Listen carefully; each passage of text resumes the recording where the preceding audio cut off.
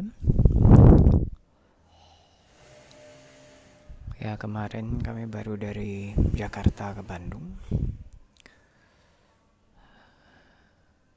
Sebenarnya lagi detox juga. Jadi kalau biasa orang nggak bisa bangun atau sulit bangun, susah bergerak badannya itu, malas ya. Enggan bergerak itu karena tubuhnya berat. Bisa bilang untuk waktu sangat lama tubuh kami nggak berat secara signifikan. Tapi ini detoxnya hatinya yang berat. Itu Thinamida. Thinamida, keengganan, istilahnya kelembaman batin itu terjadi karena biasa memang bisa misalnya kalau makan kebanyakan atau kecapean tubuhnya atau apa. Tapi bukan, ini tipe lelah yang mau tidur berapa banyak pun tidak bakal hilang gitu. Itu karena arati. Sebab dari Thinamida itu salah satunya, kalau yang secara batin itu arati. Arati itu kayak ketidakpuasan.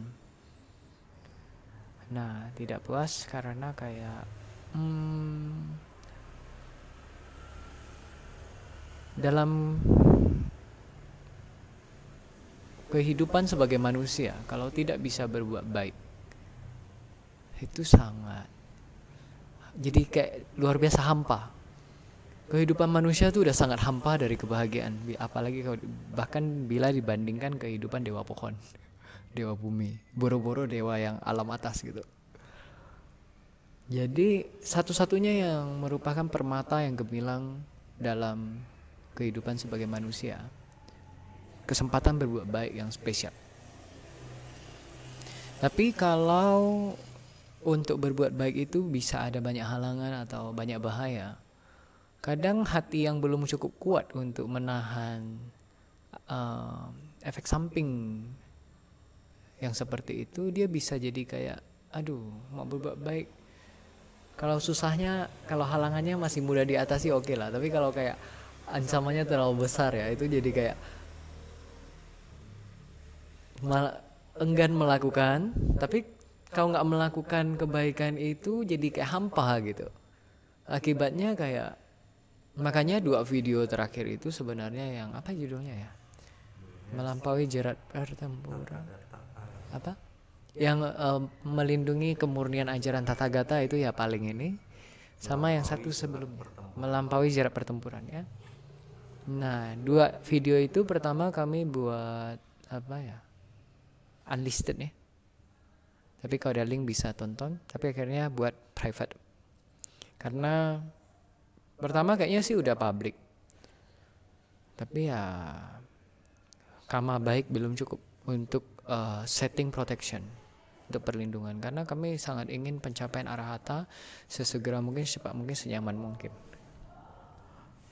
Dan di antara 10 dasa punya Kiryawatu, di antara 10 landasan perbuatan baik, pengumpulan kebajikan ya. Yang nomor 10 itu dituju kama. Diti uju kama. Diti pandangan, uju lurus, kama atau kama kayaknya ya. Kama itu kayak perbuatan. Dituju kama ya kalau nggak salah, dituju kata. Dituju kama. Kalau dituju kama artinya kayak perbuatan yang meluruskan pandangan. Ini benar, ini salah. Ini racun, ini obat. Itu salah satu yang paling tinggi. Kama baiknya. Nomor 10. Yang pertama dana, kedua sila, dan sebagainya. Ya. Nah, itu maksud bawana. Dan itu memang hubungan dengan panya, kebijaksanaan. Kalau kebijaksanaan lemah, nggak bisa tahu mana benar, mana salah. Kebijaksanaan itu apa? Pengetahuan akan mana benar, mana salah, mana bermanfaat, mana tidak bermanfaat. Sesuatu benar atau sesuatu salah, itu parameternya dia hasilkan derita, hasilkan siksa, atau hasilkan kebebasan. Itu, jadi orang yang bilang tidak ada benar, tidak ada salah, udah pasti makhluk dungu. Kebenaran itu relatif, makhluk dungu. Kebenaran ada 2, kebenaran konseptual dan kebenaran mutlak. Konseptual ini juga nggak bisa bilang relatif, tidak. Konseptual, bukan kata relatif. Kalau relatif hati jadi nggak ada pegangan. Konseptual kita paham, dia bisa dibandingin. Contohnya kalau kita bilang Misalnya si A tingginya segini, si B tingginya segini, si C tingginya segini. Kita bisa ketika lihat si A dengan si B, kita bisa bilang si B tinggi. Tapi ketika lihat B dengan C, kita bilang C tinggi. Jadi nggak berbohong ketika kita bilang, ketika antara A dengan B saja kita bilang B tinggi. Itu nggak bohong. Tapi ketika di compare dengan C, C lebih tinggi. Ini namanya kebenaran konseptual. Dia nggak mutlak. Nah, tapi kalau kebenaran mutlak, dia mutlak. Misalnya api itu panas. Nah, jadi kalau misalnya kita menyatakan panas, itu kan berasa. Sedangkan kalau tinggi atau rendah, itu perlu ada comparison, perlu ada perbandingan. Jadi kebenaran konseptual sama kebenaran mutlak. Nggak ada istilah kebenaran relatif.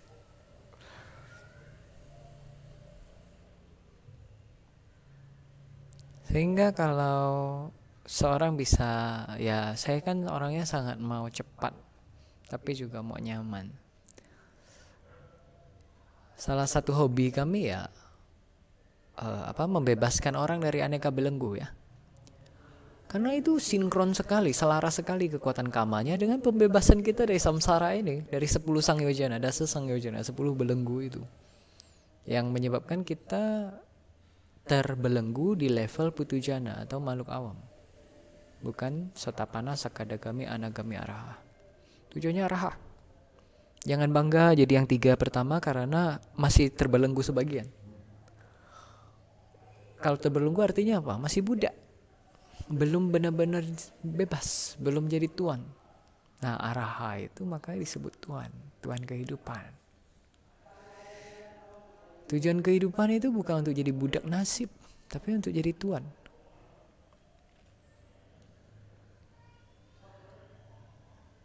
Maka saya hobinya ya orang yang dibelenggu aneka kontrak, aneka jimat, pusaka dan apa yang sifatnya membelenggu, membahayakan mereka. Nah, itu kalau saya bisa bantu singkirkan ya hobi. Tera hari ini baru hubungi saya dan dia juga bilang, kok nggak salah kalimatnya kayak dia hobinya sekarang itu menyingkirkan yang kayak jimat-jimat begitu. Maksudnya ya benda-benda yang bisa berefek buruk kepada pemiliknya ya. Karena dia sendiri tahu, dia sendiri merasakan efek buruk yang sangat signifikan ketika dia ada barang begituan. Jadi membebaskan makhluk dari belenggu. Makin halus belenggunya, kamabaiknya makin dahsyat. Jadi kalau misalnya makhluk itu terperangkap dalam kurungan, lalu kita lepasin pangseng, nah itu kamabaiknya udah dahsyat sekali. Apalagi kalau oleh belenggu yang makin halus, kayak oleh jimat-jimat begitu. Nah itu nggak kelihatan. Lebih halus, perlu teknik, perlu pengetahuan lebih tinggi, kamabaiknya lebih dahsyat lagi. Jadi kalau kita membunuh orang pakai pisau, dibanding dengan dibunuh dengan peluru, atau lebih ini lagi peluru yang nggak terlacak. Jadi misalnya ada teknik untuk membunuh dengan pelurunya itu dari kristal, semacam kristal yang kalau ditembus tubuh orangnya itu karena panas tubuhnya akan mencair dan nggak terdeteksi. Atau dia ada kandungan racun yang akan diurai cepat oleh tubuh, tapi bahkan setelah tubuhnya mati. Jadi ada momen-momen, kan ada beberapa jam sel-sel tertentu masih bisa bekerja walaupun penurunan fungsi setelah orang meninggal. Jadi ketika dia membunuh dengan begitu, itu kamanya bisa jauh lebih dahsyat dibanding kalau bacok pakai parang. Ngerti nggak? Karena metodenya rendahan. Tapi itu tentu nggak ada apa-apa dibanding kalau dia bunuhnya pakai mantra hitam. Dan nggak ada apa-apanya kalau membunuh orang dengan sihir hitam, kama buruknya dahsyat, tapi nggak ada apa-apanya kalau di-compare dengan bunuh makhluk pakai kekuatan alam, pakai kesaktian batin yang terbit dari jana, dari apalagi pengetahuan tentang bagaimana gunakan kekuatan kebenaran alam. Dengan kekuatan pernyataan kebenaran ini, kalau dia pakai untuk yang jahat, itu kama buruknya dahsyatnya ngeri. Bisa paham ya? Maka kalau misalnya seorang pakai kekuatan kesaktian atau ID yang terbit dari pelatihan murni pun dia capai 8 jana. Kemudian ada kembangkan ID, kesaktian batin untuk bunuh orang dengan kekuatan kesaktian.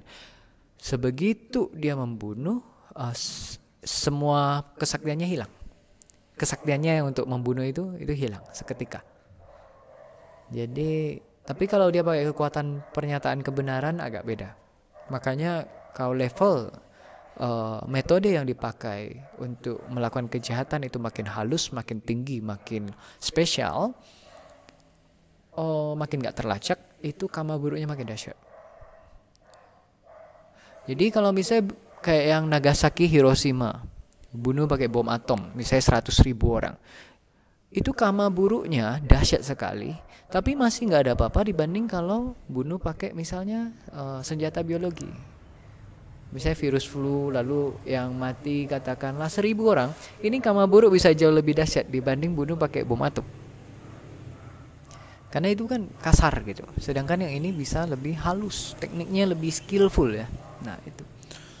Jadi kalau berbuat baik juga demikian.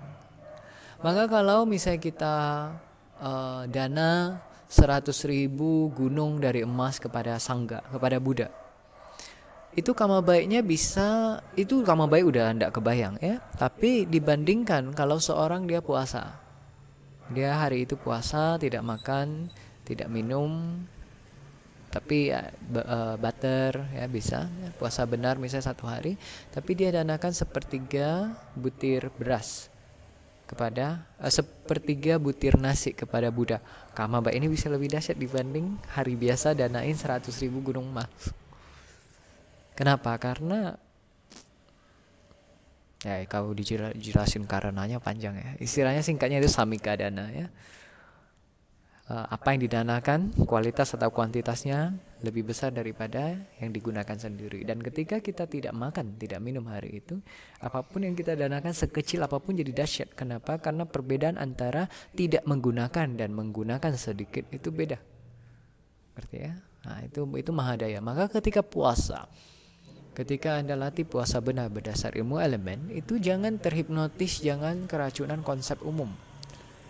Justru ketika kita puasa benar adalah sangat beruntung kalau kita bisa danakan makanan, masakkan makanan, sediakan makanan, persembahkan makanan dan minuman ke semua orang sekeliling kita, semua makhluk bahkan hewan. Jadi orang yang puasa benar itu ketika lihat orang makan happy. Gak ada istilah kita maksa yang lain mesti ikut kita, gak ada istilah. Itu bedanya kebenaran alam, selalu manis. Bisa ngerti kan? Ketika kita lihat yang lain makan, kita tidak makan, kita rejoice dengan mudita, kita mudita.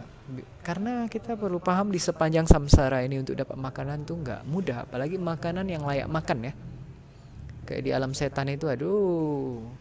Ketika mereka dapat sedikit nanah atau sedikit dahak yang diludahkan orang, itu bisa berebutan. Bisa berebutan. Katakanlah ada kisah misalnya kondisi seperti ini. Satu setan kelaparan, seorang setan kelaparan wanita, seorang peti ya, seekor, bisa bilang seekor mungkin ya, seekor peti, setan kelaparan wanita, dia ada 1 anak. Lalu misalnya dia di luar 1 kota, kemudian dia minta anaknya, kamu tunggu mama cari makanan dulu di dalam, kamu tunggu di luar gerbang kota.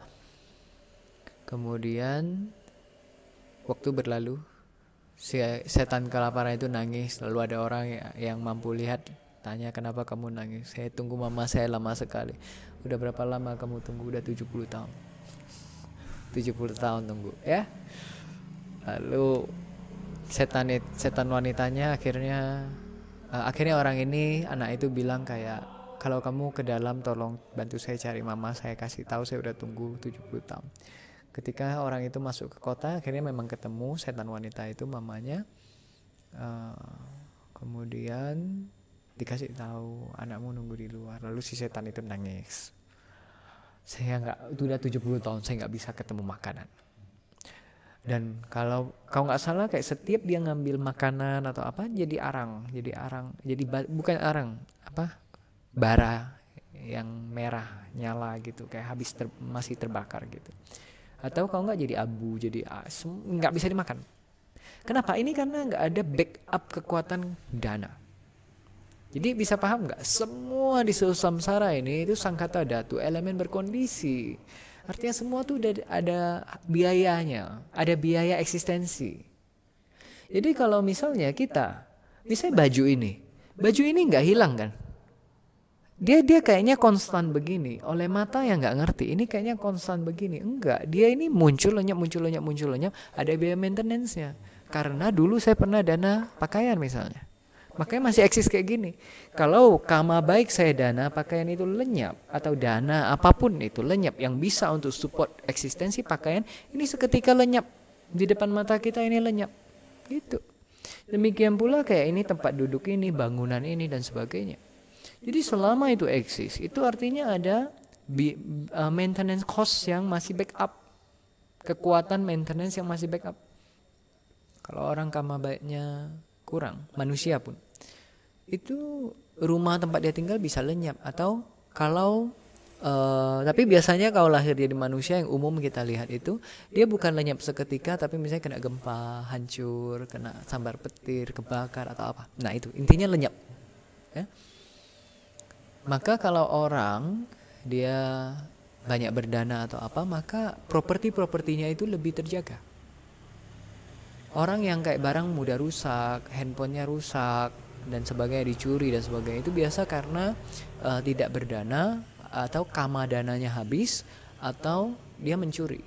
Kalau ada kama pencurian, itu juga ngekat kama kepemilikan untuk bisa memiliki sesuatu. Ini netralisirnya bukan dengan marah pada pencurinya, penjamretnya, atau orang yang merebut, menyita rumah kita dan sebagainya, ngerti nggak? Nah, melainkan tanam dana,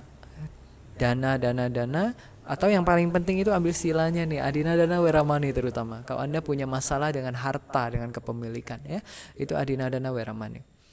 Lalu kalau misalnya yang kayak pasangan hidup atau orang-orang di sekelilingnya, anaknya, orang tuanya itu diambil orang ya, pasangan hidup diambil orang, yang begitu berhubungan dengan manusianya atau makhluk hidupnya ya, adinadana kadang bisa. Tapi kalau yang pasangan hidup itu sangat spesifik, biasanya secara general kita bisa ngomong gitu, itu yang sila ketiga, kamesumi cacara weramani.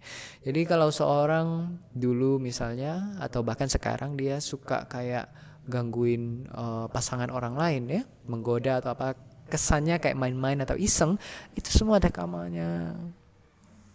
Jadi nanti dia akan lebih sulit ketemu pasangan yang baik, atau kalaupun sudah ada, itu bisa, apakah pasangannya berubah, pergi, atau ada orang yang bawa pergi.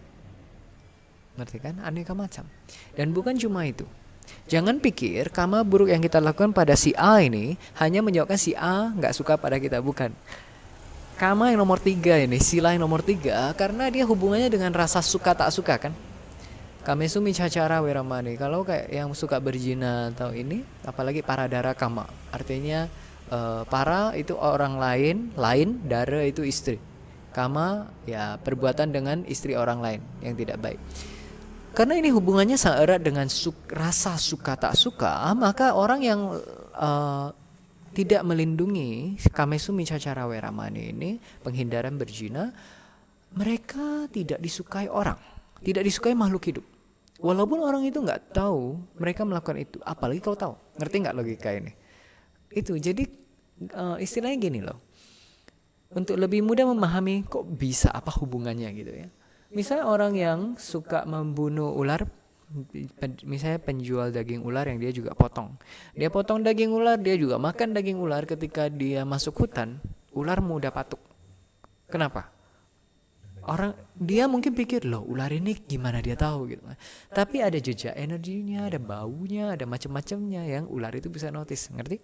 Dengan cara yang sama, mereka yang melakukan kamesumi cacara, berzina yang seperti itu, dan istilahnya ya hubungan yang berhubungan dengan aktivitas seksual yang tidak oke, ya, yang tidak selaras hukum alam.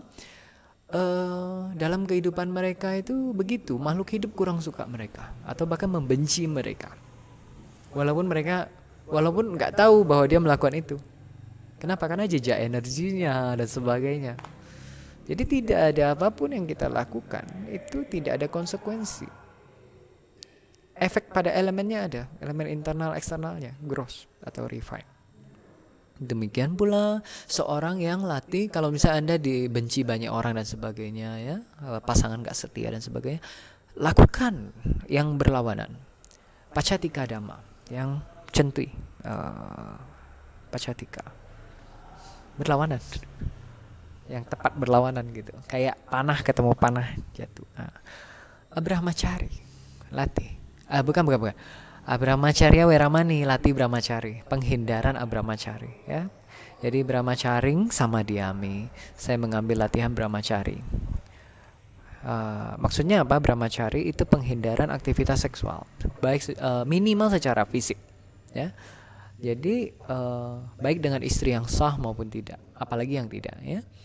Jadi penghindaran aktivitas seksual ini, kalaupun nanti Anda misalnya yang pasangannya udah menikah, perlu terlibat dengan aktivitas demikian. Ingat brahmacari, latihan brahmacari yang sudah diambil ini diletakkan dulu. Seperti orang kalau mau mandi, baju lepaskan dulu, tapi begitu selesai mandi secepatnya pakai baju lagi. Dengan cara yang sama, yang perumah tangga yang latih brahmacari, kalau bisa latih seumur hidup tentu baik, tanpa putus tentu lebih baik. Tapi kalaupun tidak, ketika latih brahmacari, setiap kali memungkinkan ambil, itu kama baiknya dahsyat sekali. Orang yang latih brahmacari itu kekayaannya bisa signifikan, lalu dia berlimpah. Kalaupun dia tidak kaya, minimal tidak kekurangan. Itu kekuatan brahmacari, hebatnya ya, kekuatan kamanya. Kemudian dia disukai, karismanya dahsyat, makhluk respect, makhluk tunduk, orang-orang setia kepadanya, nggak nusuk dari belakang dan sebagainya. Kekuatan brahmacari hebat, penaklukan musuh dan sebagainya. Kemudian harta berlimpah, keberuntungan meningkat, bisnis bagus, mudah ketemu kayak harta-harta yang gak bertuan. Jadi ketemu bongkar emas lah apa atau ya menang undian dan sebagainya. Tapi jangan lalu latih brahmacari lalu pergi ke meja judi gitu. Bukan gak bisa, bisa keberuntungan semua berubah. Tapi kalau kita mau itu berbuah lewat jalur yang lebih kotor, dia jumlahnya jauh lebih kecil dan berefek samping. Dibanding kita tabah, dia berbuah lewat jalan yang benar lebih bagus. Jangan judi, jangan beli lotre. Karena yang paham tentang judi dan lotre akan paham itu uangnya dikutuk. Jadi yang terlibat judi, terlibat lotre gitu, berapa banyak yang mereka sebar kutuk. Jadi biarlah saya yang menang. Kalau saya nggak menang, biarlah siapapun yang pemenangnya yang dapat uang itu ya terkutuk. Karena kenapa? Kebencian makhluk itu ngeri, iri hati ngeri. Makanya bisa lihat berapa orang yang menang uangnya dari judi atau apalagi kayak lotre atau judi begitu yang bisa bahagia. Keluarga hancur, penyakitan dan sebagainya. Karena uangnya terkutuk. Maka ya begitu.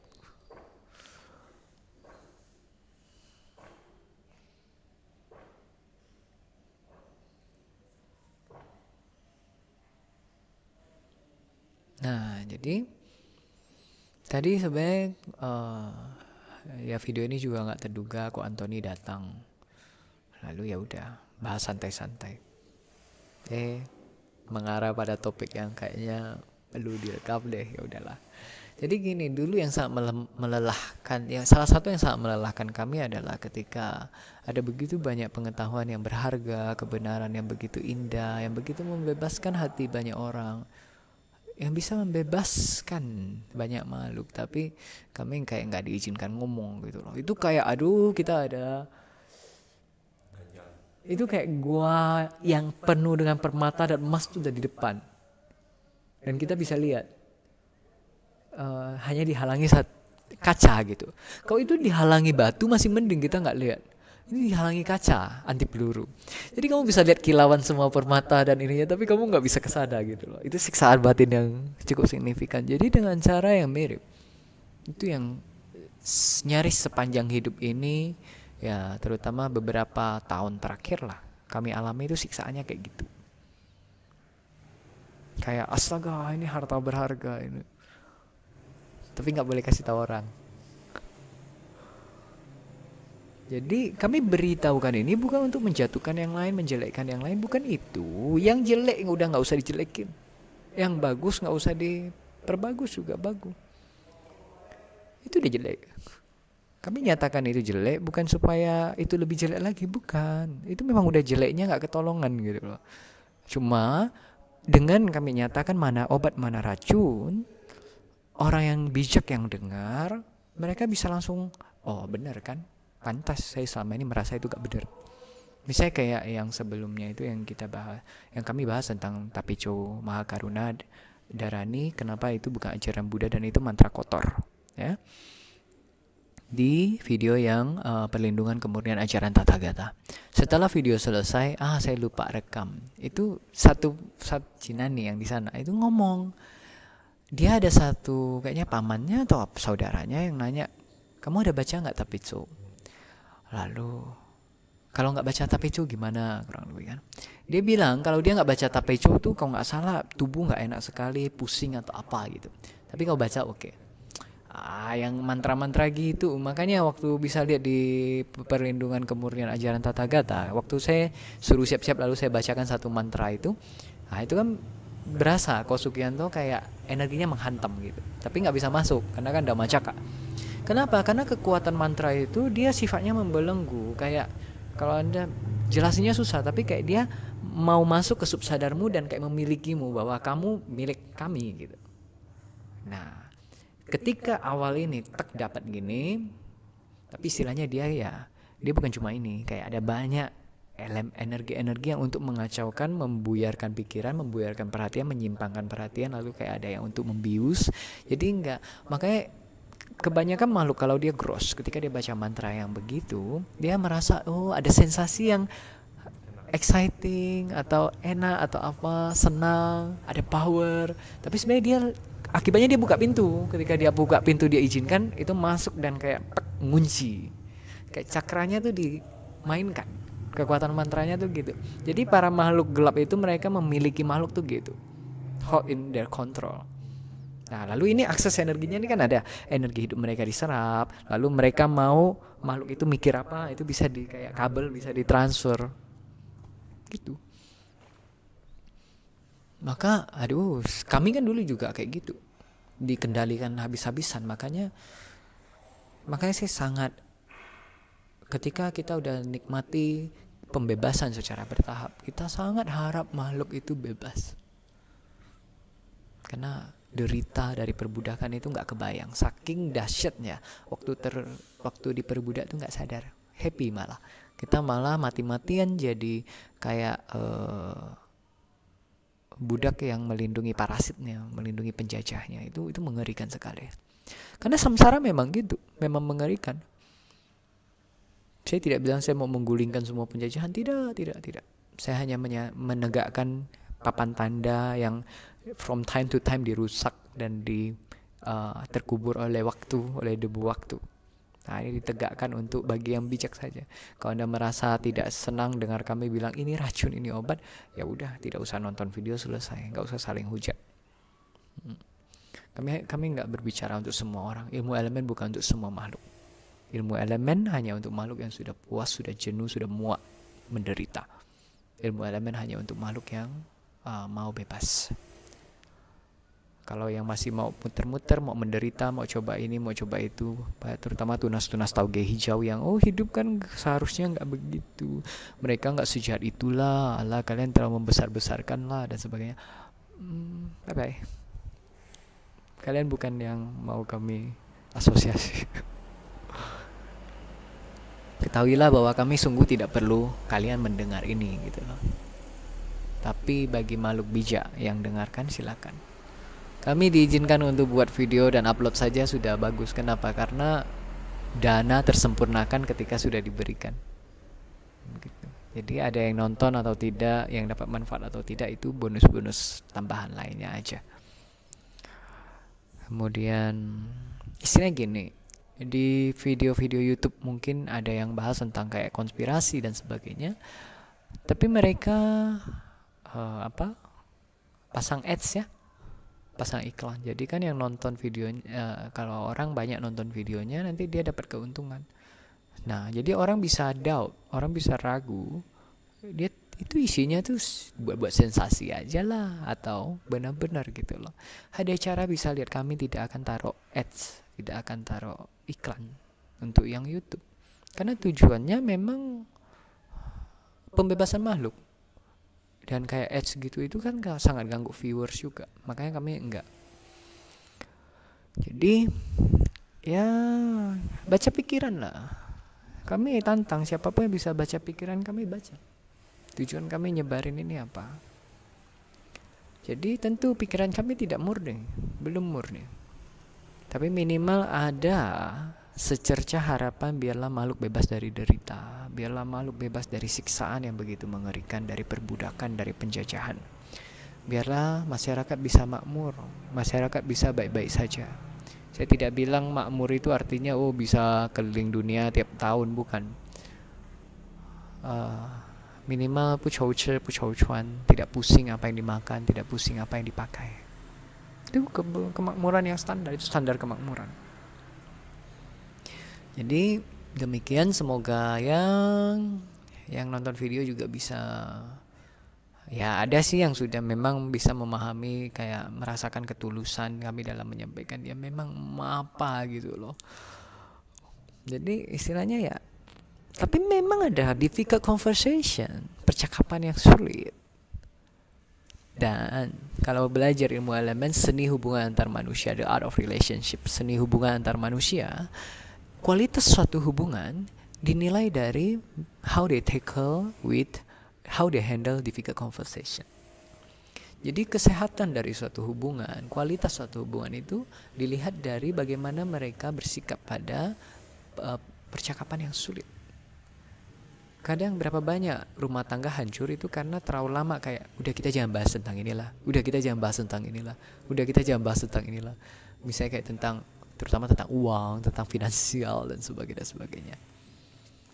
Misalnya kayak istrinya masih kebawa efek puber yang belum selesai, jadi masih mau, saya mau belanja ini, belanja itu, tanpa nanya dulu finansial keluarga kita gimana dan sebagainya. Suaminya pertama diem, lalu kayaknya kau diem terus aku tak bakal kuat nih. Dan ketika suaminya mau ngomong sedikit, istriku saya mau bahas sedikit, isinya langsung mukanya senyumnya hilang gitu kan. Kayak tentang apa? Tentang keuangan kita. Emangnya kenapa? Udahlah, nggak berani ngomong lagi lah, digonggongin kayak gitu kan. Ini yang namanya difficult conversation. Ketika yang dibahas itu tidak sesuai keinginan kita, dan kita perlu paham, sungguh itu bukan salah orang yang mau ngomongin difficult conversation ke kita, bukan. Itu salahnya samsara. Samsara ini duka, karena dia sangkata dhatu, dia elemen berkondisi, selalu ada biaya. Elemen berkondisi, tidak ada yang bebas dari biaya, tidak ada. Semua ada harga, ada price tag-nya. Ada harganya, ada label harganya, tapi biasanya label harganya itu energi. Maka kalau yang childish itu apa? Saya mau keinginan saya terpenuhi tanpa saya investasi apapun. Sedangkan yang dewasa adalah paham sebab akibat sebab. Maka yang childish kayak, kok makanannya gini terus sih?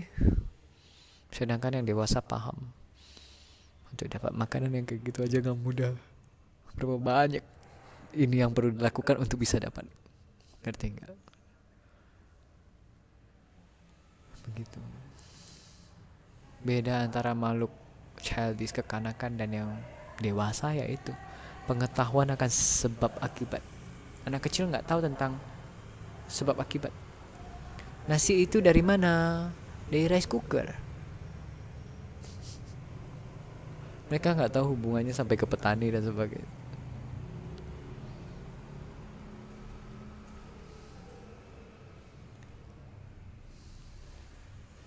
Kami memang termasuk makhluk yang tidak mudah.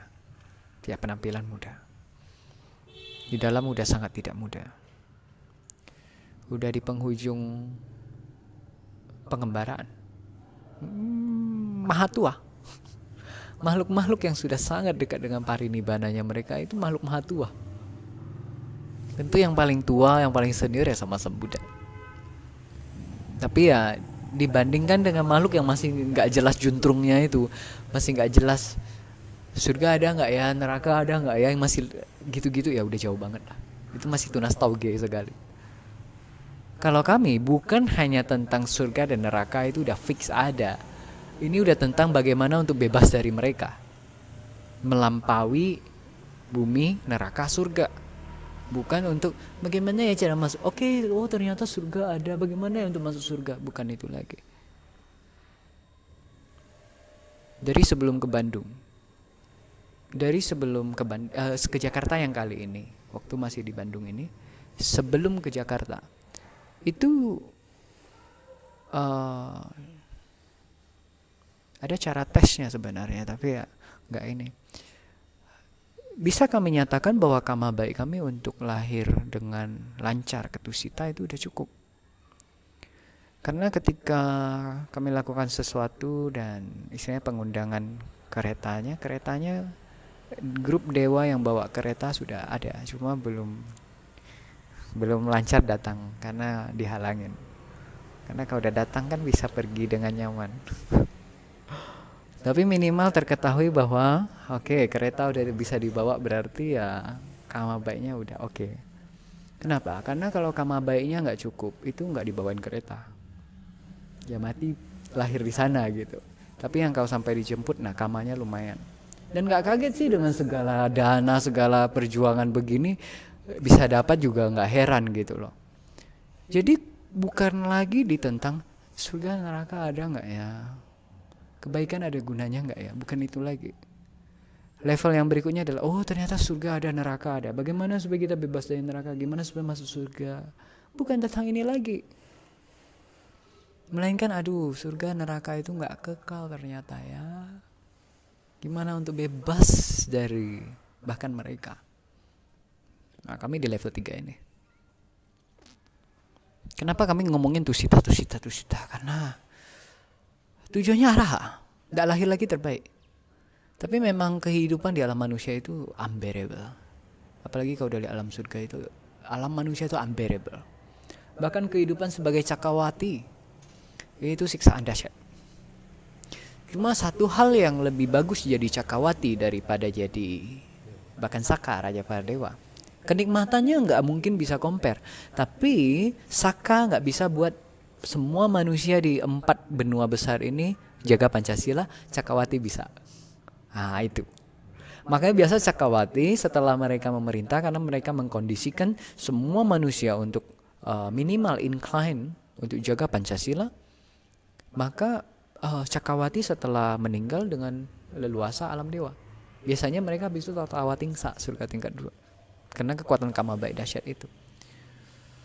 Tapi nggak niat jadi cakrawati. Bahkan cakrawati nggak niat alam surga apapun, nggak niat. Kalau lahir di Tusita tuh sial-sialnya aja kau lahir lagi. Tapi itu nggak mudah loh. Sungguh nggak mudah. Diperlukan pengetahuan, kekuatan yang begitu dahsyat untuk bisa paham bahwa alam surga itu kesialan. Karena kenapa? Dewa yang jemput kamu bisa merayakan dengan segala ininya. Waktu kamu lihat dewa, lihat keretanya aja udah bisa saking terpukaunya, lupa dengan semua. Lupa bahwa itu gak kekal, lupa bahwa boro-boro itu. Kalau misalnya pergi ke diundang, Anda diundang, diajak untuk masuk ke istananya Sultan Bolkiah Brunei Darussalam aja, udah lupa semua. Apalagi alam surga. Kami juga belum bilang kami bisa tak waras. Kami bisa waras gitu ketika alam surga. Makanya kalaupun sial-sialnya alam lahir di surga Tusita, itu kami udah set sangat banyak proteksi, aspirasi itu. Penting sekali. Perlu ingat pokoknya kalau lahir di alam surga, 2 yang paling penting. Jangan sentuh bidadarinya, jangan minum araknya, jangan sentuh bidadarinya. Bahkan jangan sentuh araknya, botol araknya, wadah araknya. Saking powerful arak surgawi, Anda sentuh ininya aja udah mulai mabuk. Apalagi cium baunya. Makanya jangan bahkan sentuh. Kalau ada yang berani bawa dekat, langsung hardik suruh mundur. Karena bidadari, dan yang kedua yang saya kemarin belum sempat bahas itu, jangan sentuh bidadarinya. Kainnya, bahkan kainnya, apalagi rambutnya, apalagi kulitnya. Langsung hilang. Karena kenikmatannya itu nggak bisa compare dengan apapun yang di dunia manusia. Jangankan bidadari, ada manusia-manusia tertentu itu tubuh mereka, kulit dan dagingnya, strukturnya itu begitu halus, lembut, empuknya. Ketika kamu pegang, itu udah bisa semua masalah kamu lupa. Segala hal kamu lupa. Bahkan masalah hidupmu kamu lupa. Apalagi dana, sila, samadhi, panya, kusala, buddha, dhamma, sangha, lupa semua. Apalagi bidadari, ya. Mana ada ingat lagi pembabaran akhir berapa hari lagi dari sekarang, semua lupa dah. Dewa tuh bisa mati, lupa. Dua, arak jangan sentuh. Istilahnya sejauh mungkin dari dua ini, arak dan bidadari. Begitu lahir. Jadi bukannya saya bilang lalu nggak boleh sama sekali, bukan. Arak sih jangan pernah lah. Bidadari kalau bagi yang tidak mau brahmacari itu bisa, tapi tunggu. Kalau udah lahir alam dewa, suruh semua mundur, jaga jarak jauh-jauh dulu. Kamu cek dulu. Begitu lahir alam dewa, langsung cek kelahiran sebelumnya. Ingat aspirasi, karena apa saya jadi dewa? Kenapa saya lahir di sini? Nah, maka akan terscan, bisa di-scan satu kehidupan itu. Lalu ingat, aspirasi waktu itu. Pernah dengar video YouTube ada cara tentang jadi dewa jangan lengah dan sebagainya. Itu bisa teringat lagi. Jadi pelatihan kita selama ini, latih makan sekali duduk, apanya nggak percuma. Itu. Yang pertama adalah hardik mereka, suruh mundur dulu, lalu cek kenapa saya jadi dewa. Itu. Cek. Udah cek itu, pengetahuan udah kayak banyak kan. Lalu kan akan ingat juga ada pembabaran akhir. Lalu cek usia, batas usia sebagai dewa sampai berapa tahun. Lalu cek sejak saat ini hingga pembabaran akhir di Bodh Gaya itu berapa tahun. Alam manusia sisa kurang dari 2400 tahun.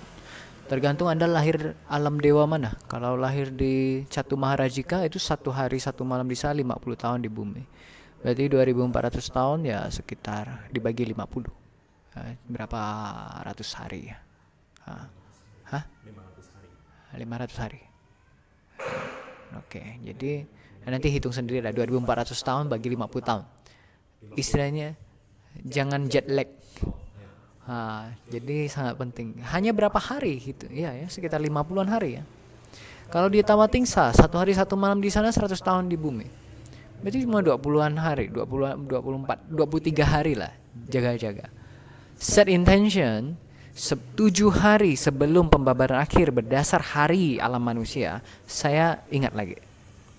Lalu jangan masuk jana, jangan meditasi yang kembangkan jana, jangan. Sekali kamu jana di sana 1 bulan, udah lewat.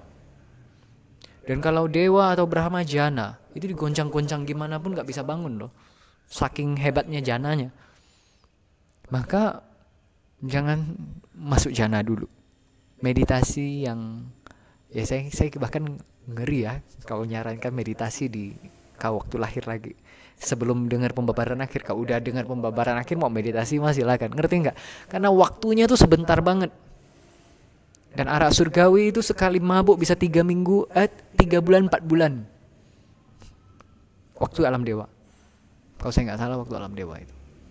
Maka ya jangan coba-coba gitu loh. Bablas itu. Karena harapan besar kita itu, kalau tentu kita maunya araha sekarang. Tapi kalau tidak araha sekarang, harapan besar kita itu pembabaran akhir itu. Dengan segala pelatihan kita yang sekarang, bahkan Anda sehari danain sebutir nasi ke semut, dan kayak Anda paham itu ada buahnya, ada buah kamanya. Kalau Anda udah lakukan bahkan 1 kebajikan ini seumur hidup ini, nanti dengan pembabaran akhir untuk capai Arya tuh nggak susah.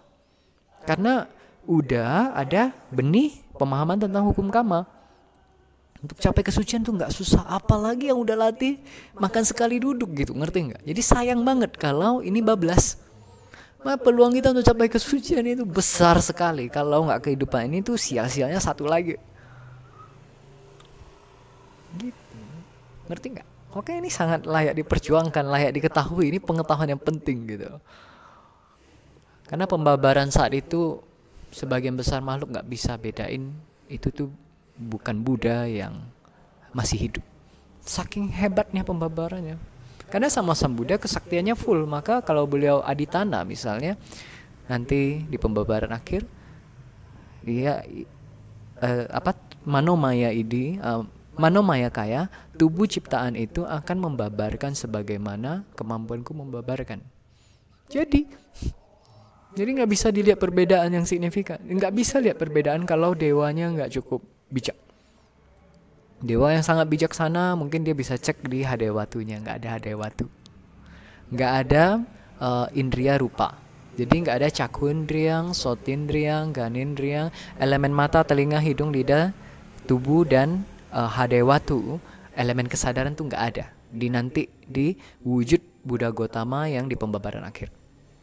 Perlu dicek di level elemental, baru bisa diketahui. Salah satu cara mengetahui bahwa itu bukan Buddha yang masih hidup, bukan Buddha hidup kembali, bukan.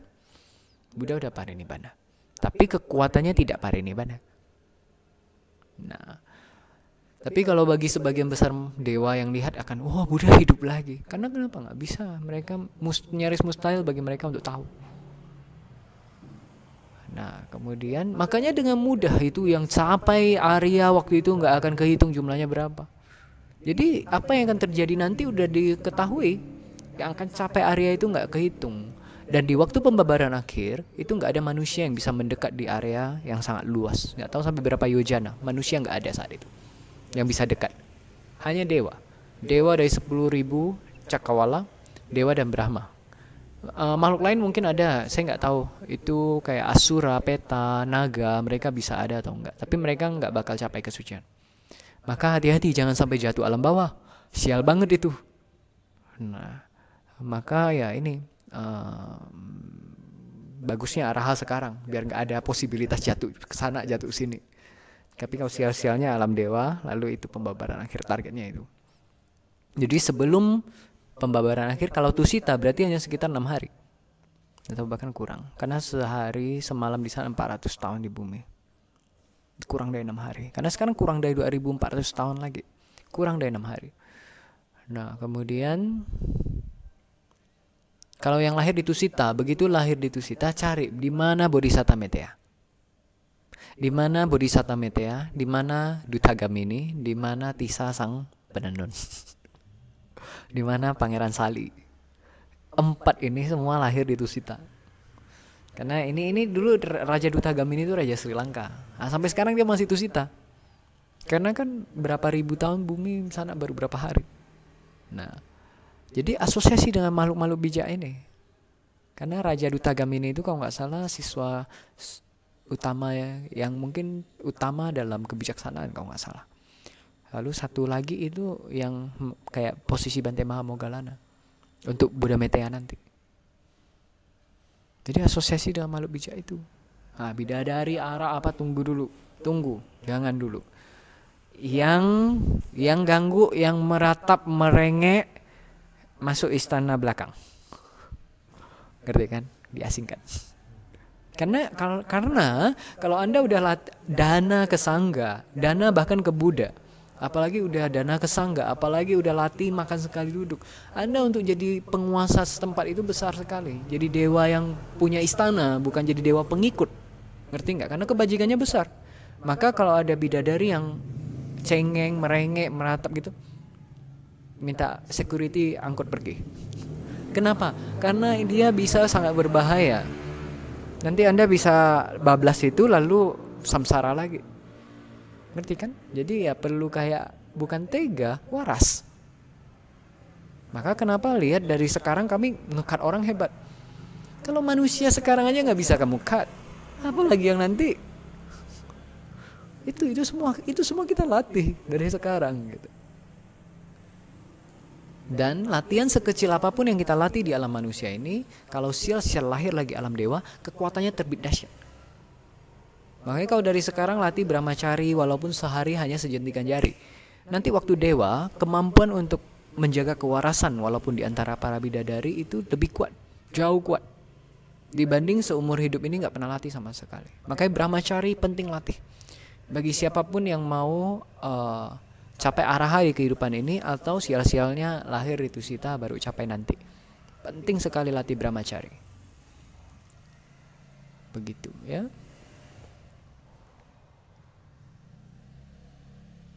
Nah, kemudian tadi ada bahas tentang, ada yang namanya Lakhana Wija. Salah satu cabang ilmu elemen itu Lakhana Wija. Lakhana itu tanda, pengetahuan tentang tanda. Jadi Lakhana Wija itu ada istilahnya pengetahuan tentang tanda-tanda di tubuh manusia, tubuh hewan, tubuh dewa, tumbuh-tumbuhan, bumi. Bumi maksudnya ya kayak di tanah, yang ada di tanah, di batu, di gunung, di bukit, kemudian di laut, di samudra, di danau, kemudian di angkasa, di langit. Jadi Lakhana Wija itu luas sekali. Makanya orang bisa bilang, contoh ya,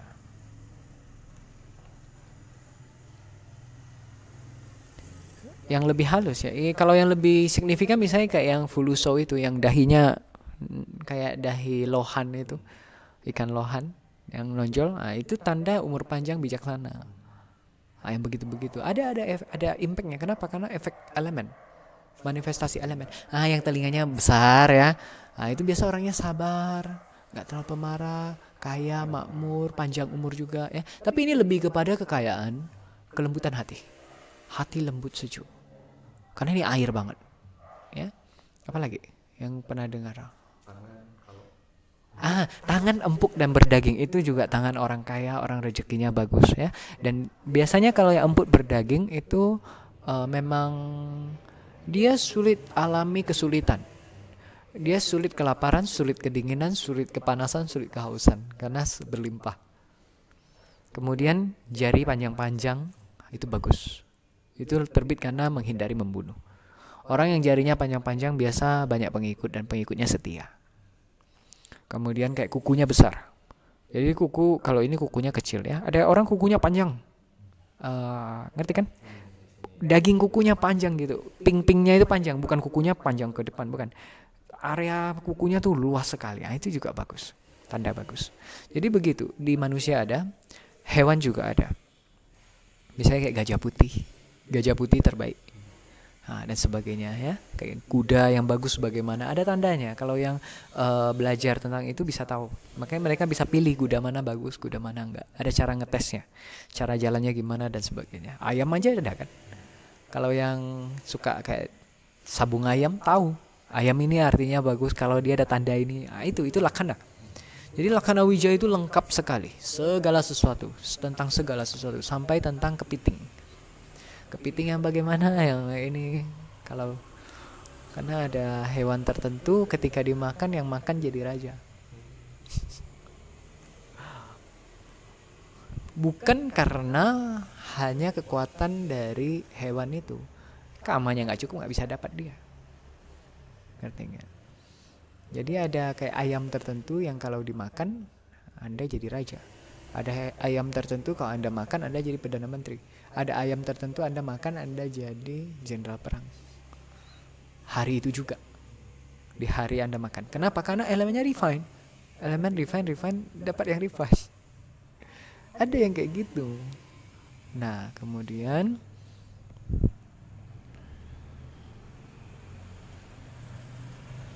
tanda di bumi, tanda di air ya. Air misalnya munculnya pusaran air. Atau airnya berubah warna ya, atau airnya mengalir dengan arus airnya berubah arah dan sebagainya. Kemudian kalau di bumi, nah misalnya kayak yang mau kita bahas ini, yang suara dentuman itu. Jadi waktu kami tahu ada suara dentuman, dan dentuman itu relatif biasa, tapi masalahnya dia bunyinya kayak degup jantung. Nah, ini yang masalah. Jadi kita perlu tahu bahwa bukan tanpa sebab itu terbit. Tanda yang gross itu karena elemen gross banyak. Dan wajar kalau terjadi sesuatu yang gross. Jadi makhluk-makhluk dungu yang tidak belajar, mereka akhirnya buat mitologi sekitar ini, lalu orang yang dengar jadinya kan bingung kan. Akhirnya karena nggak ngerti bagaimana hubungan elemen dengan manifestasi tanda itu, Tanda-tanda yang gross terbit dari elemen yang gross, tanda yang refine terbit dari elemen yang refine, sederhana. Kalau tanda yang refine misalnya pelangi, terbitnya pelangi ya. Dengan kalau nggak salah waktu itu Pak Jokowi nih, saya lupa yang kali ini atau yang kali sebelumnya waktu masa pemilu atau apa, itu ada pelangi yang terbit jatuh di salah satu posternya Jokowi. Kalau nggak salah di daerah mana, Jakarta apa gitu, ada di berita. Nah itu tanda baik. Kemudian yang lebih signifikan lagi yang kali ini, yang waktu lawan Prabowo kali ini, itu waktu yang di GBK itu, saya udah lihat fotonya. Apa di atasnya langitnya kayak awannya kebuka gitu. Nah itu juga tanda baik. Nah itu tanda yang karena elemen yang refine. Kalau misalnya di langit ada kayak tanda yang ular besar ya, nah itu nggak bagus. Atau bahkan tengkorak besar ya. Jadi kayak waktu tahun, jadi bukan tahayul, bukan tentang tahayul. Kita lihat itu untuk netralisir. Tahu lebih cepat untuk netralisir gitu. Untuk do something. Nah, jadi ini pengetahuan. Tapi saya nggak terlalu dalami. Tapi memang itu bagian dari ilmu elemen. Dan orang yang belajar Lakkhana Wija itu tidak boleh pakai Lakkhana Wija untuk dapat duit. Nggak boleh. Itu salah satu cara penghidupan yang sangat nggak bagus. Terutama bagi yang petapa ya, yang posisinya kayak pandita petapa begitu, itu nggak bagus. Tapi kalau dia beritahu untuk orang belajar, oke. Untuk pengetahuan itu bagus. Kemudian misalnya kayak waktu tahun di Desember 2012 kan Jakarta banjir besar-besaran. Tepat 1 malam sebelum hujan deras mulai turun yang disebabkan banjir itu, waktu itu kondisi kayaknya baik-baik saja. Nah, saya di satu tempat di daerah Sunter di lantai 5 malam itu waktu lihat ke langit, di langit itu ini kayak sedikit leher kalau nggak salah, lalu kepala ular yang sangat besar dan mulut ularnya tuh membuka dengan satu taringnya kalau nggak salah, sampai taringnya itu jelas sekali. Itu bukan ilusi, itu bener-bener ular banget. Nggak usah kita berkreasi ini kayak apa ya, nggak. Kamu lihat aja kayak kok bisa ada yang gitu. Oke. Nah itu hadapnya ke utara. Utara Sunter hadap utara itu kan udah laut. Jadi yang saya tahu adalah ini besar, bencananya besar, banyak korban jiwa akan jatuh. Ini tipe yang sangat beracun ya. Lalu ya udah set perlindungan netralisir dan semua, tapi pakai mantra putih, pakai mantra waktu itu. Nggak bisa bilang mantra putih tapi mantra. Lalu saya juga suruh yang lain lakukan. Lalu kan biasa hujan deras, lalu masih belum ngeh bahwa itu tuh jadinya banjir. Tapi ternyata jadinya banjir besar, tapi bisa lihat korban jiwa sangat rendah. Lalu bukan hanya itu, ada kabar dari orang-orang yang di Pontianak, itu kan mungkin ada saudara mereka, anak mereka mungkin di Jakarta, orang Tionghoa Pontianak dan mungkin beberapa daerah itu kalau udah gitu nanyanya Lauya Tatung ya, dukunnya ya. Lalu Lauya Tatungnya tuh ngomong kayak gini, kurang lebih kayak kalau kayak untung makhluk buas airnya tuh dirantai. Kalau nggak dirantai korban jiwa yang jatuh jauh banyak. Kenapa? Karena waktu itu yang mantra-mantra yang dibacakan itu salah satunya untuk perlindungan, maka itu bisa mengaktifkan kekuatan-kekuatan tertentu untuk rantai mereka. Bisa paham ya? Jadi, tapi kekuatan mantra ada batas. Makanya kami adalah karena yang Desember 2012 itu, makanya kami belajar mantra nggak bisa sembarang pakai. Karena setelah udah tahu banjir kan, akhirnya oke, kalau gitu kita singkirkan awan badainya biar nggak hujan-hujan lagi tuh. Nah itu pakai satu mantra burung merak. Nah, itu memang untuk nyingkirin badai, salah satu fungsinya. Konsepnya dikipas. Ya udah, buat altar di lantai 5 itu kan hadap laut tuh utara, daerah Sunter. Lalu kalau nggak salah ya pakai mantra itu kayak diarahkan, dikipas ke arah, kalau ini ke utara ya, miring ke sini dikit. Karena saya pikir kalau ke utara kan Kalimantan kena, jadi nggak miring dikit gitu. Kalau terlalu nyamping kan Sumatera kena, miring dikit. Ya udah. Kalau nggak salah setelah waktu itu ramai kok. Aris juga ikut kalau nggak salah. Apa ritual mantra-mantranya kan. Lalu kalau nggak salah setelah itu keesokan hari atau 2 hari atau 3 hari setelahnya itu udah beres. Hujan-hujan besar nggak lagi. Tapi kalau nggak salah waktu lagi makan siang atau apa di bagian tempat tertentu dari bangunan itu berita, karena ada TV kan, berita hujan yang tidak pada waktunya melanda kalau nggak salah Malaysia dan Singapura. Malaysia dan Singapura jadi banjir. Padahal kayak tiba-tiba gitu dan kayak mestinya tidak gitu. Lalu kayak utara, antara utara dan barat miring sedikit semenanjung Malaka, area itu yang kena. Maka habis itu saya kayak adalah benar. Jadi saya tidak di level galau kayak mantra tuh ada kekuatannya enggak ya. Bukan itu lagi. Itu kekuatannya ada dan bisa dipakai. Tapi perlu kebijaksanaan yang sangat ini dan capek. Kita variabelnya kita enggak ngeh gitu loh. Trial error banyak gitu. Nah, ini kan udah oke karena mereka jadi menderita. Tapi kita ya kita tidak sengaja itu ya. Akibatnya sekarang saya nggak pakai lagi. Maka lihat ketika kemarin itu asap parah, kemudian Australia juga kebakaran parah. Saya bilang tidak boleh kan, tidak boleh harap hujan kan. Jangan, itu merusak, bahaya. Tapi apa? Berkahi, biarlah yang terbaik yang terjadi. Maka di waktu yang tepat hujan yang pas terbit. Dan itu tidak merusak ekosistem. Tapi kalau kita berusaha hati-hati dengan pikiran kita. Kenapa? Kalau kita kebajikan udah banyak dilakukan, udah refine elemen, itu kekuatan besar, kayak orang kaya. Karena energinya elemen yang refine itu currency, mata uangnya. Maka begitu kita mau kayak hujan lah, bisa. Tapi efeknya apa gitu loh. Efek jangka panjangnya apa? Ya dulu kan kita kayak yang penting niat baik-baik lah. Nggak ada gitu. Perlu banyak variabel dikalkulasi. Nggak bisa tunas tauge lagi. Nah, maka tapi kita berkahi. Kalau kita berkahi dengan dhammacakka, lalu kayak iringnya dengan biarlah hanya yang terbaik yang terjadi, ini aman. Kita kadang bisa ada sedikit pencondongan. Kalau bisa hujan, api bisa padam, asap bisa reda, ya bagus. Tapi nggak maksa. Tapi biarlah yang terbaik yang terjadi. Jangan sampai ekosistem terganggu. Jangan proses detoksnya mandek. Malah racun yang mestinya ya dari sakit sedikit lagi tapi kebuang habis, malah masuk lagi lalu masuk makin dalam. Nanti trigger detox yang lebih hebat lagi di masa depan. Gak lucu gitu. Nah maka ini perlu kebijaksanaan dahsyat. Gak bisa asal utak-atik. Tapi ilmu yang Anda sekalian sangat beruntung. Saya gak ada guru yang jelasin detil. Cuma kasih gambarannya. Mantra gak boleh sembarang pakai. But why gitu loh. Ngerti gak? Kalau cuma dikasih kalimat gitu, tangan gatal. Kayak kita punya power, kenapa kita gak pakai? Tapi setelah lihat sendiri efeknya,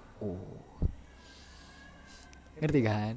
Nah kan lebih enak kau dijelasin karena gitu daripada kayak hanya perintah. Makanya kenapa saya penjabaran. Karena saya ketemunya ya yang bahasnya 1 kalimat 2 kalimat, tapi saya gak puas. Itu gak cukup untuk menjinakkan hati gitu loh. Gitu. Jadi makanya saya paling anti yang kayak, makanya kan udah dibilangin kamu ngomongnya gak jelas. Gak bisa maksa orang untuk ngerti. Makanya saya, kalau kita udah jabarin dia gak ngerti, kita lepas. Kita gak bilang kamu nih bebal banget. Bukan, kita paham memang dia levelnya bebal gitu, memang dia dungu gitu. Kita yang asewita boin gitu.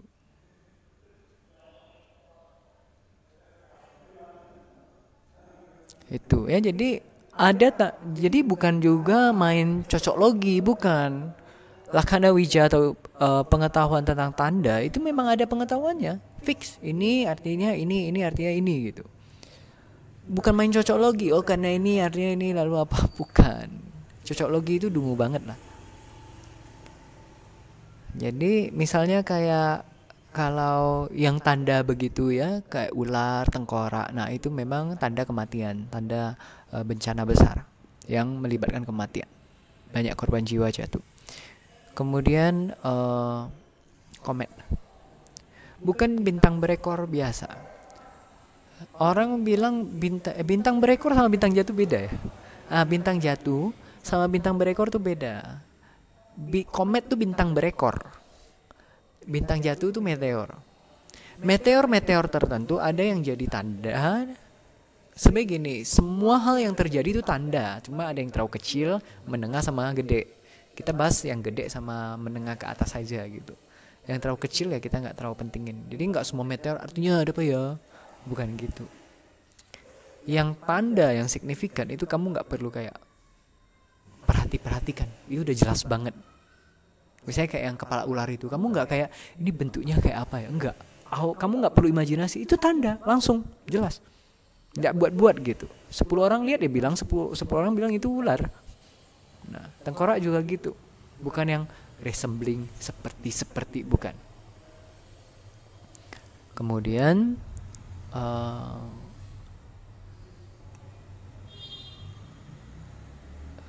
komet. Tidak semua komet itu tanda yang buruk. Ada komet yang tanda baik. Bintang berekor tidak semuanya buruk. Bintang jatuh juga nggak semuanya buruk. Ada yang baik. Komet itu kadang dia itu juga tanda dari kematian yang banyak. Kalau nggak salah karena wabah atau karena pembantaian oleh manusianya sendiri. Dan belum tentu hanya jumlahnya, kadang intensitas kejadiannya. Misalnya bersejarah atau apa. Atau tingkat kekejamannya atau apa gitu. Tapi orang yang nggak ngerti itu akan bilang itu tahayul karena dia bodoh. Memang nggak dipungkiri ilmu elemen tuh yang di antara manusia secara bertahap tuh dia ada pembabaran lalu pemudaran. Jadi orang dulu bisa tahu sebelumnya kemarin waktu di mobil itu Cinani Kosukianto ngomong ke saya, orang tua mereka dari daerah Sibolga kalau nggak salah, dan mereka nggak saling kenal dulunya kan. Orang tuanya bilang, mamanya kalau nggak salah atau apa, mamanya atau bibinya sering bilang makan daging babi atau makan minyak babi atau apa supaya setannya nggak masuk ke kamu. Yang Kosukianto orang tuanya bilang apa gitu. Pokoknya ada bunyi-bunyi seperti itu. Ya mereka tahu, ngerti nggak? Babi itu bagus. Yang penting nggak bunuh. Kita nggak bunuh, nggak suruh bunuh. Dan makannya siklus naik matahari. Walaupun mereka nggak tahu itu mungkin. Tapi ya mereka niten, mereka amati. Yang keserupan siram pakai minyak babi bisa sadar. Afrika juga gitu. Afrika itu kan banyak sekali ilmu hitam, santet, dan setan-setan yang nggak perlu pakai santet dan pelet. Ada setan yang suka perkosa orang, baik pria maupun wanita. Nah itu untuk mencegah itu mereka lumuri tubuh pakai minyak babi walaupun sedikit gitu. Jadi minyak babi itu bagus. Babi itu bagus. Kemudian nah contoh, Anda bisa cek di Google Komet 1965 Ikea Seki namanya. Jadi bukan artinya setiap kali komet Ikea Seki terbit itu berarti akan ada yang begitu. Bukan, gak bisa di over generalize begitu. Bisa ada kemungkinan begitu, tapi bisa ada kemungkinan bukan selalu begitu. Kemunculan komet bukan hanya tentang komet apa yang terbit, tapi kondisi elemen, kondisi struktur, konstelasi bintang, planet dan sebagainya saat komet itu terbit. Komet itu terbitnya di pagi, siang, dini hari, malam hari dan sebagainya, pengaruh. Di musim apa, di waktu kapan, itu pengaruh. Ngerti nggak? Jadi itu peta. Benar-benar satu pengetahuan yang nggak sederhana, nggak simple. Maksudnya nggak bisa oversimplify. Nggak bisa dianggap remeh. Kemudian itu komet Ikea Seki itu kalau nggak salah terlihat itu 18 September 1965. G30 SPKI kapan? Kalau saya nggak salah 30 September 1965 tuh. Nah, hanya selang berapa hari. Kenapa? Karena memang begitu, nggak jauh-jauh biasanya. Ada tanda yang memang bisa sangat jauh, misalnya sampai 7 tahun kemudian baru terjadi. Tapi ada yang sangat dekat. Kalau yang kayak komet itu dekat. Apalagi kalau nggak salah kometnya itu warna kayak merah darah, merah tua. Nah itu juga itu sangat nggak bagus ya. Ini kalau nanya orang Jawa tahu mereka yang belajar ya. Kemudian, nah bunyi yang dentuman itu yang seperti degup jantung itu sangat nggak bagus. Itu tanda yang sangat buruk, detox yang sangat buruk. Tapi bisa lihat karena kenapa? Isinya gini, ketika Anda dengar, Anda mau tahu tanda itu baik atau buruk, lihat dia itu gross atau refine. Ada yang memang nggak gross refine-nya, memang perlu refine elemen, jadi nanti dapat energinya itu apa. Kemudian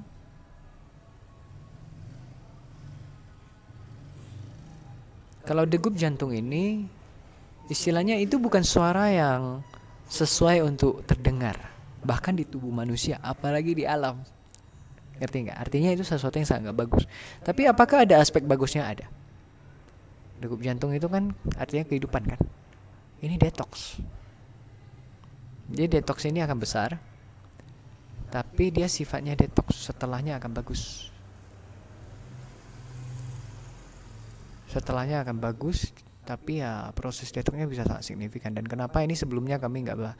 Saya udah bahas tentang yang kira-kira terjadi ke Tera, Ririn, Kak Amalia, Kosugianto, Cinani. Kosugianto saya lupa dia dengar atau enggak. Tapi nggak bisa diomongin di umum. Dan kenapa saya malas ngomong yang kayak gini? Karena salah satu belajar dari pengalaman orang lain. Kayak misalnya kenapa saya lalu caretaker juga saya sangat minta hati-hati. Kayak ada standar operasional yang kita ikuti. Pasien data lengkap dulu. Jangan ngomong suruh dia ngapain dulu. Data pasien lengkap dulu. Oke? Dan sebagainya. Kenapa belajar? Belajar dari pengalaman. Jadi di antara para tabib yang tidak berpengalaman, mereka dengan mudah lugu, naif, polos lalu habis. Kena masalah, kena bencana, ya. Misalnya kayak salah satu tabib terkenal Cina, Hua Tuo. Hua Tuo itu dia tabib yang cukup cerdas lah until one extent. Kalau nggak salah dia, tapi dia malangnya apa? Oleh Chow Chow. Chow Chow tahu kan? Samkok. Chow Chow itu sakit kepala.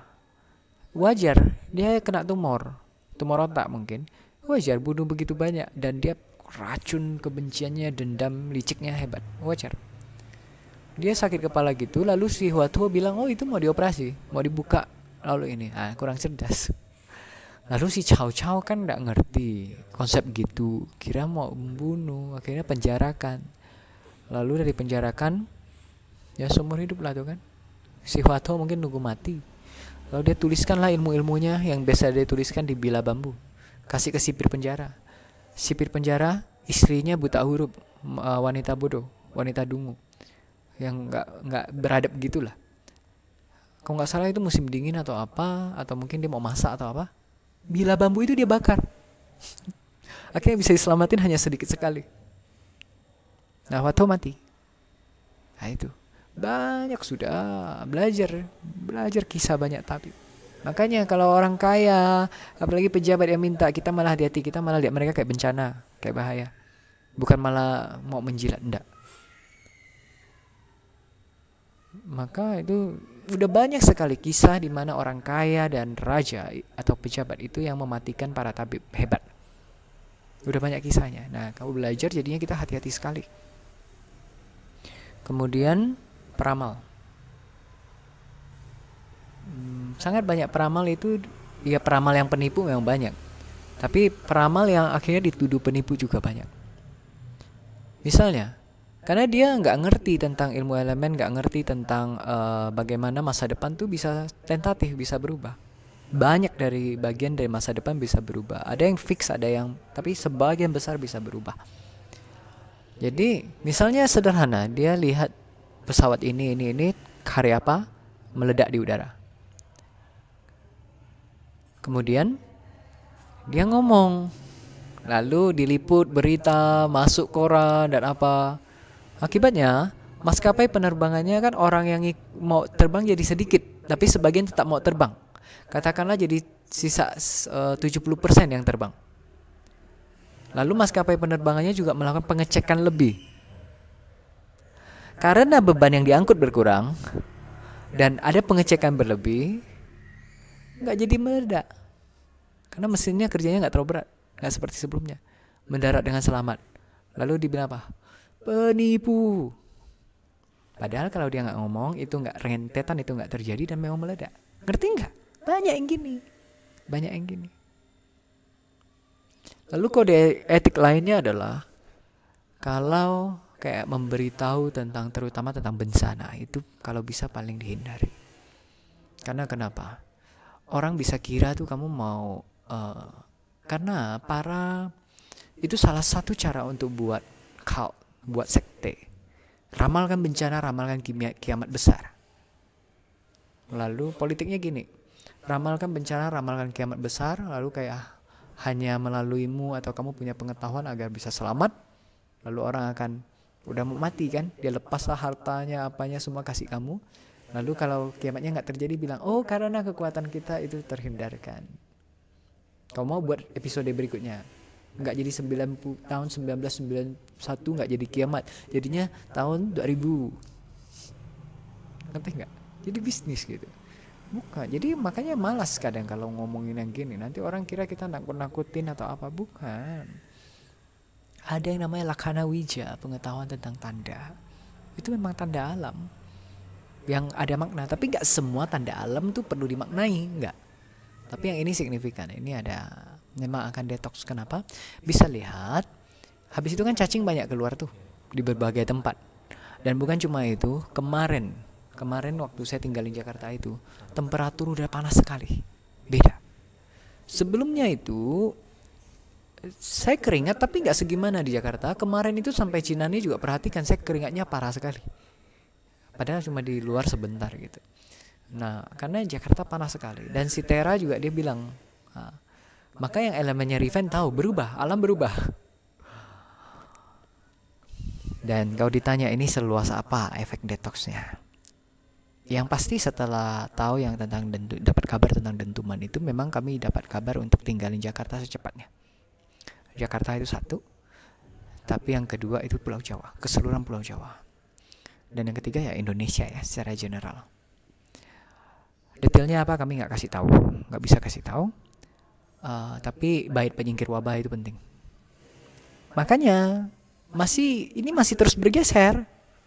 Dan bisa lihat bait penyingkir wabah sudah sampai 40-an ribu kali kan. Wajar kalau dia berkurang intensitasnya. Makanya ini masih berubah terus. Makanya saya nggak bilang ini fix akan terjadi apa. Enggak. Bisa berubah terus.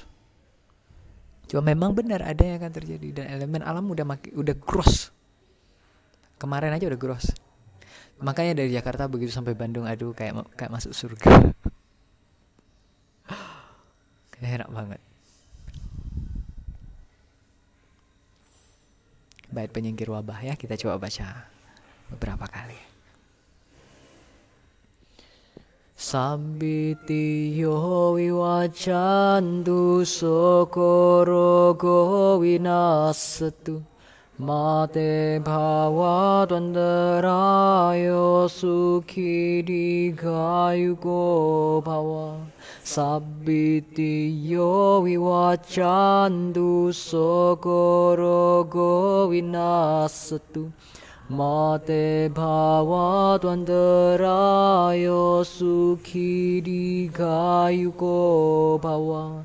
Sabbitiyo vivacantu sokorogo vinasatu mate bhava dvandarayo sukhi dikayuko bhava.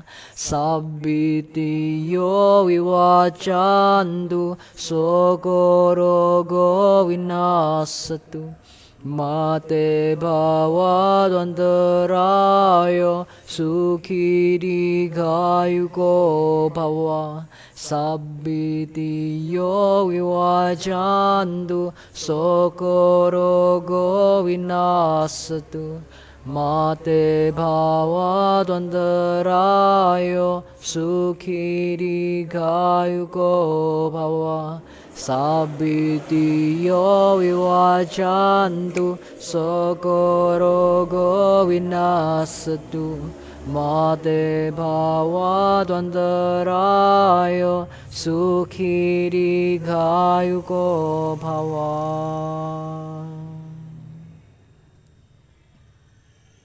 Yang dunimitang awamanggalan sayo samana posakuna sesado papagaho dusupinang akantang buddhanubhavena vinasamentu.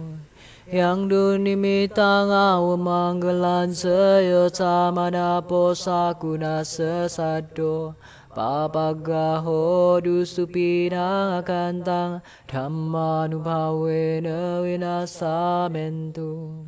Yang dunimitang awamanggalan sayo samana posakuna sesado papagaho dusupinang akantang sanghanubhavena vinasamentu. Yang dunimitang awamanggalan yang itu yang dunimitang, nimitta itu tanda, du itu buruk, tanda-tanda buruk. Awamanggala, manggala itu berkah, awamanggala itu kemalangan.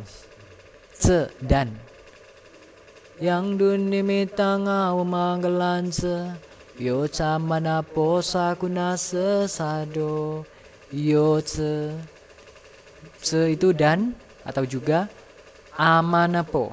Manapo itu menyenangkan, amanapo tak menyenangkan. Sakunase, sakuna itu burung, sakunase milik burung, sado suara. Suara dan juga suara burung yang tidak menyenangkan.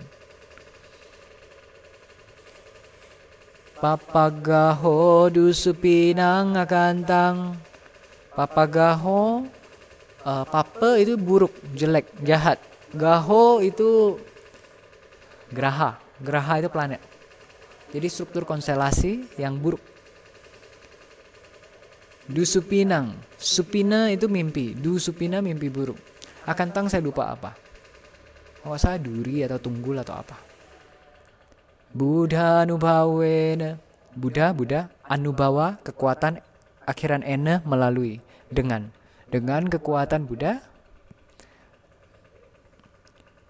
Buddha anubhawena winasa mentu biarlah itu, winasa itu kan binasa. Tu itu biarlah. Kayak titah, perintah, masukan, nasihat. Ada jadi winasa mentu itu kayak terbinasakanlah, terkondisikanlah untuk binasa. Nah, kemudian yang bait keduanya itu dengan kekuatan dhamma, kekuatan sangga. Ya. Begitu.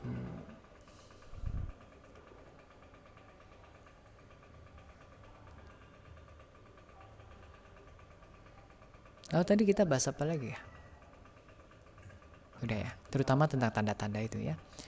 Oke, jadi satu yang bisa kami kasih ya 7 Mei. Tapi kembali berkahi gitu. Sebelumnya kan kami sangat hindari kasih angka waktu ya. Karena nanti kalau pikiran makhluk terfiksasi bahwa oh itu akan terjadi, itu fix. Maka nanti jadinya malah jadi enggak. Itu bisa lihat kalau Anda udah buka mata lihat masa depan. Anda lihat begitu kebajikan dilakukan, itu geser. Misalnya bencananya akan berakhir 7 Mei. Misalnya, saya nggak bilang iya. 7 Mei. Ketika kita lakukan kebajikan ini geser, makin maju, makin cepat dia geser.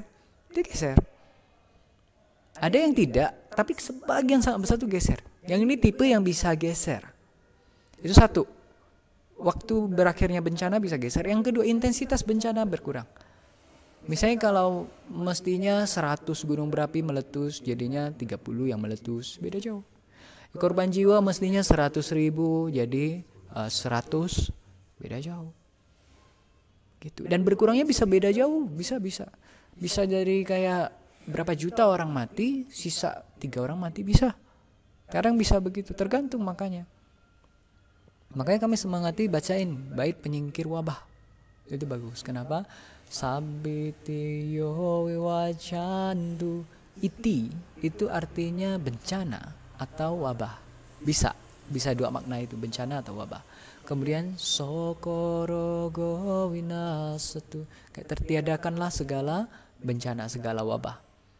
Terhindarkanlah, wiwajantu kayak hindar. Tersingkirkan juga mungkin bisa ya. Tersingkirkanlah segala wabah, segala bencana. Sokorogo winasetu, terbinasakanlah kesedihan dan ratap tangis dan penyakit. Soko itu ratap tangis, kesedihan, ya, derita hati lah. Rogo itu derita fisik, penyakit. Mate bawa tuanterayo, tiadalah halangan, bahaya, rintangan bagimu. Suki digayuko bawa, biarlah engkau menjadi ia yang berumur panjang dan hidup berbahagia. Biarlah engkau menjadi seorang yang memiliki hidup yang panjang dan berbahagia. Grammarnya bagus banget. Nah itu bukan kayak cuma ngewis, bukan. Tapi Anda bisa lihat ketika Anda lafalkan itu dengan nada yang seperti ini, pembacaan yang benar, feel-nya terbit kan, metanya itu, feel pemberkahannya terbit. Itu kekuatannya. Gitu. Demikian, semoga bermanfaat ya. Jadi memang ini lagi fase detox, tapi no worry. Gambaran bocoran yang bagus yang jangka panjang yang bisa kami berikan adalah sekitar 2030-an. Indonesia itu sangat wow. Kalau Anda bisa lihat Indonesia yang 2030-an itu kayak gimana, dan Anda lihat yang sekarang, nggak bakal lihat kok bisa ya dari sini ke sana. Bedanya jauh sekali. Dan itu pengaruhnya internasional. Tapi kembali ya, ini sih udah kemungkinan udah sangat besar karena kita terus tanamin benih yang baik. Tapi ya kalau misal ini belum fix, belum kayak di fix kan, kayaknya sih udah hampir pasti gitu. Tapi saya belum dapat tanda bahwa itu benar-benar fix. Jadi kemungkinan geser tetap ada. Makanya seringkali yang tentang masa depan kita malas ngomong. Kadang diomongin malah mempengaruhi domino efeknya, butterfly efeknya gitu. Misalnya contoh, ada orang yang dikasih tahu, kamu itu bisa bakat kaya, kamu akan jadi orang kaya umur 29 tahun. Dia begitu dengar malas, lalu dia mulai sombong, angku, anjing lihat ditendang, ini calon orang kaya lewat, ketutup, udah umur 29 enggak, miskin. Oke? Jadi perlu terus, apapun yang informasi yang kita dapatkan hanya untuk melindungi hati kita dari kehancuran karena syok, dan untuk terus semangati berbuat baik. Begitu. Oke? Baiklah.